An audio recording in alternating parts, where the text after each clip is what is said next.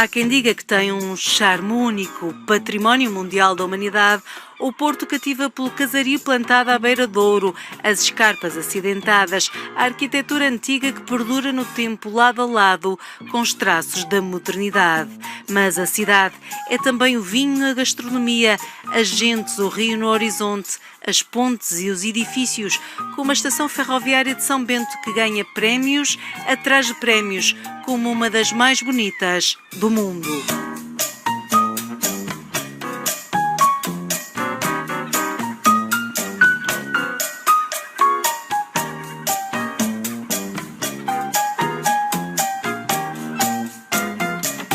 Está mesmo ao lado da sala de visitas da cidade, os aliados, e ela própria também uma espécie de salão nobre que dá as boas-vindas a todos. De nariz espetado, cabeça erguida ao teto, máquinas e telemóveis no ar são aos milhares os que todos os dias fotografam o átrio principal da estação de São Bento. Não se sabe ao certo quantos turistas passam por aqui, mas em 2019 a cidade recebeu 6 milhões de visitantes e muitos dizem ficaram perdidos de amor por este espaço.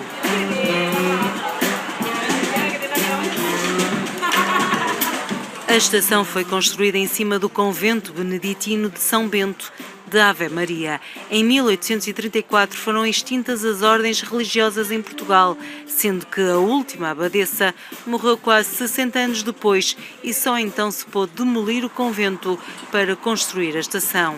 Daí ficou a lenda de que ainda hoje há uma freira que percorre silenciosamente os corredores da Gar, um fantasma simpático que persiste em não abandonar o espaço onde sempre viveu.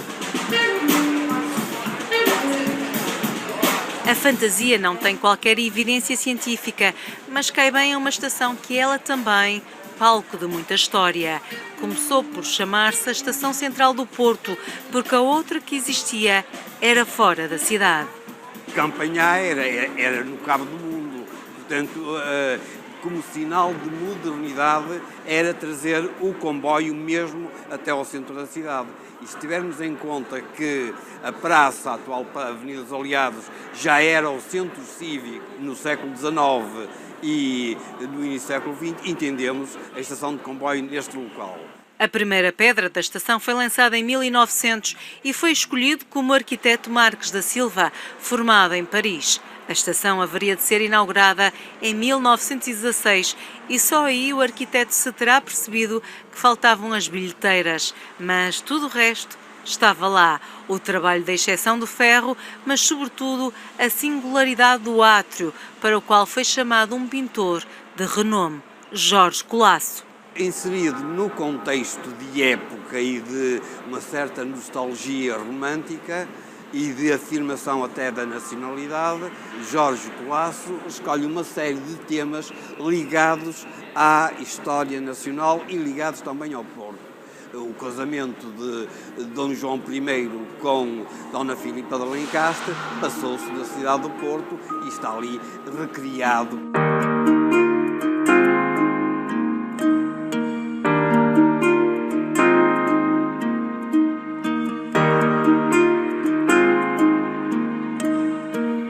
São mais de 500 metros quadrados onde o traço fino do Colasso se destaca, mas o pintor ilustra ainda a história dos meios de transporte numa alusão direta ao comboio. Retratou também as artes, os costumes e até as estações do ano.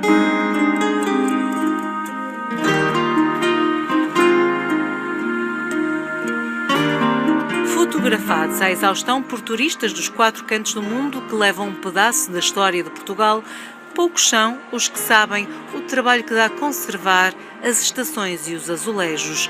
Nos últimos 10 anos, a Infraestruturas de Portugal terá gasto perto de 1 milhão de euros só na recuperação de azulejos. Estamos muito mais em cima, e muito mais em cima das coberturas, ou seja, onde poderá haver alguma permeabilidade à água, que é o grande cancro para o resto do edifício. E muito recentemente fizemos a reabilitação de toda a cobertura, quer os elementos metálicos, quer os elementos de madeira, e voltámos a devolver a este teto a cor original. A rede ferroviária nacional tem mais de 3.500 km de extensão, ao longo dos quais se estendem 900 apeadeiros e estações. Todas, até mesmo as desativadas, são responsabilidade da IP. Para suavizar o custo da conservação dos edifícios, a empresa cedeu a concessionários a exploração de alguns espaços. Foi o caso, entre outros, de uma das alas da estação de São Bento, tão grande que até alberga um hostel.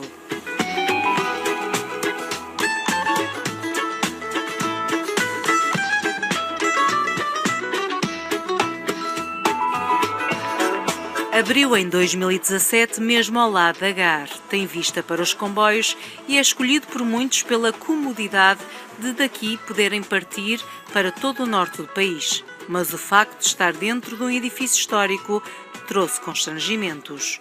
Alterações estruturais não existiram, portanto foi manter tudo o que está. Muito trabalho de reabilitação do que já existia, tudo original, portas, chão, escadarias, janelas. Portanto foi um trabalho de reabilitação e não de construção ou partir, portanto havia aqui algumas limitações. O espaço alia a estética vintage ao estilo contemporâneo, sem descurar a sustentabilidade. Tem 2 pisos, um é reservado a famílias e o outro a viajantes individuais, que partilham não só os dormitórios, mas também os espaços comuns como este, mesmo por detrás do relógio, um segredo bem guardado. O Porto está na moda e a ocupação tem sido elevada. Estamos inseridos num edifício que é um edifício histórico e uma das estações mais belas do mundo, dizem. Portanto, o facto de sair do hostel e entrar diretamente no átrio da estação também é encantador.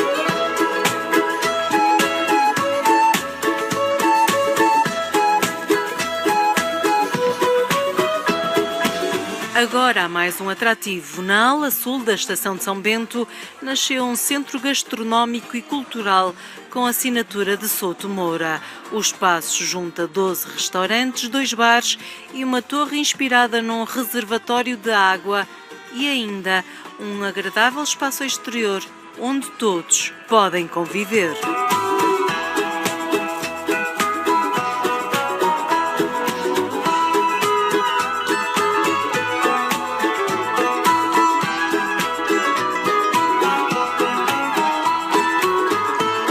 Há quem lhe chame obra-prima, quem fique espantado com a magnitude do átrio, quem diga que não há na Invicta melhor postal ilustrado que representa a cidade.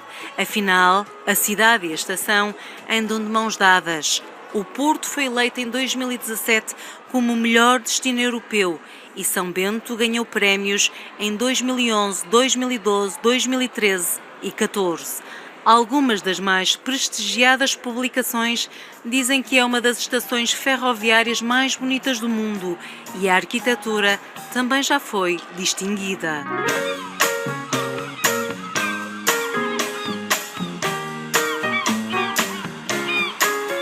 É certo que não lhe ficam atrás a Torre dos Clérigos, a Livraria Lelo, as igrejas, a Ponte Luís I ou o Mercado Bolhão. Mas São Bento continua a ser hoje, como há 100 anos, um porto de chegadas e um porto de partidas sem igual.